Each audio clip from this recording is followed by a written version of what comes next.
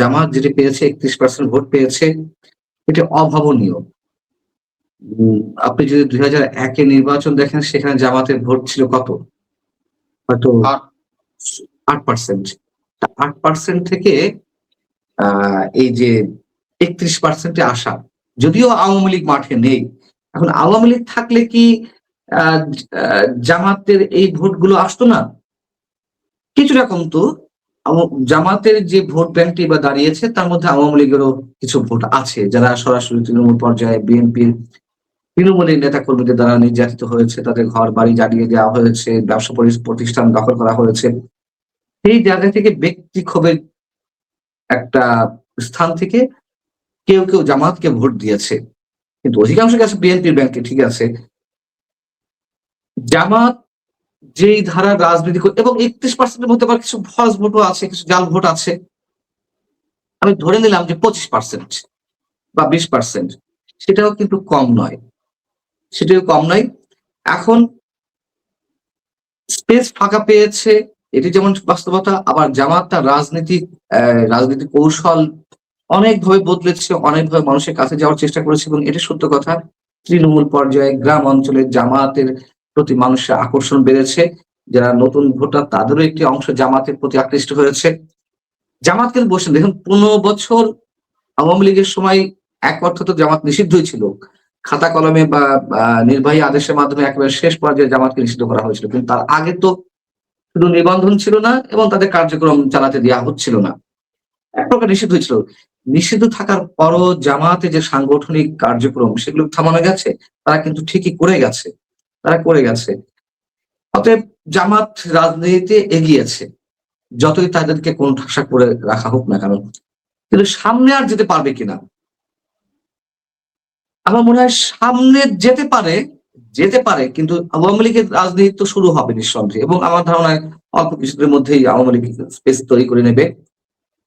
তো সেদিক থেকে আবার কোণঠাসা হতে পারে। যদি আওয়ামী লীগ আসে, যদি বিএনপি মনে করে যে না, তারা মুক্তিযুদ্ধের সপক্ষে থেকে আওয়ামী লীগ এবং বিএনপি ২ দলই আর প্রতিহিংসা নয়। আ প্রতিযোগিতা কিংবা প্রতিদ্বন্দ্বিতার জায়গা থেকে তারা রাজনীতি করবে, সেই জায়গা থেকে জামাত কোণঠাসা হতে পারে। জামাতের যেই কার্যক্রম আবার পিছনের দিকে যেতে পারে। কার্যক্রম বলছি মানে মানুষের সমর্থন। জামাত এবার নানানভাবে মানুষকে আকৃষ্ট করেছে, নানানভাবে। পরে এসে নারীদের ক্ষেত্রে আ তারা যে বিতর্কিত মন্তব্য করেছে সেখান থেকে কিছু লোজার হয়েছে। কিন্তু এ কথাও সত্য যে বাংলাদেশের মানে সমাজ ব্যবস্থায় নারীদের একটি বিশাল অংশ যারা দেখবেন আপ টু ডেট, যারা শিক্ষিত, তারাও জামাতের প্রতি আকৃষ্ট হচ্ছে। কেন আকৃষ্ট হচ্ছে আমি জানি না। হয়তো ওই জায়গা থেকে যে আমরা তো সবাইকেই দেখলাম। বিএনপিকে দেখেছি, আওয়ামী লীগকে দেখেছি। এখন দেখি না একটু জামাতকে দেখি। জাতীয় পার্টিকে দেখা হয়েছে। সেই জায়গা থেকে এই ধরনের মানসিকতার কাজ করতে পারে। তৃতীয়ত হচ্ছে দ্বিতীয়ত হচ্ছে যে এটি বাস্তবতা, জামাতের কোন করাপশন এর কোন আপনি নমুনা দেখাতে পারবেন না। এবং জামাত যে স্বনির্ভর একটি দল, তাদের অর্থনৈতিক ভিত্তি খুবই মজবুত। জামাত যে ধারার সাংগঠনিক কার্যক্রম চালিয়ে নিয়ে আসছে এই পর্যন্ত, এটাকে আপনার সাধুবাদ দিতেই হবে। তাদের আদর্শের সাথে আমরা একমত পোষণ নাও করতে পারি। তারা যেই ধারার সমাজ ব্যবস্থা বা রাষ্ট্র ব্যবস্থা নির্মাণ করতে চায়, সেটির থেকে আমরা অবশ্যই দ্বিমত পোষণ করতে পারি। কিন্তু তাদের যে সাংগঠনিক ভিত্তি, তাদের যে সাংগঠনিক কৌশল, এটিকে আপনাকে স্বাগত জানাতেই হবে। অর্থাৎ এরকম কিছু ক্রাইটেরিয়া মানুষের সামনে উপস্থাপন হয়েছে, যার কারণে মানুষ তাদের কিছু একটা অংশ মানে বিশেষ একটা অংশ তাদের প্রতি আকৃষ্ট হয়েছে।